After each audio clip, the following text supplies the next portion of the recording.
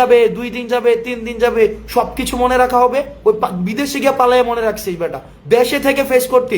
আমরা জানি তো, যখনই জানছিস যে হচ্ছে পতন হবে, এর আগে হচ্ছে পালাই গেছিস।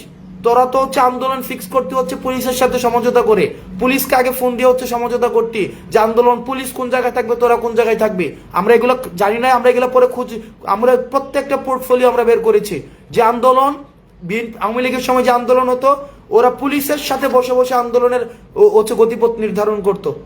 আমরা সেই জায়গায় থেকে আমরা তোদের একটা সমন্বিত ফেসিবাদী শক্তিকে উৎখাত করে আজকে হচ্ছে আমরা তোদেরকে দেশ থেকে উৎখাত করেছি।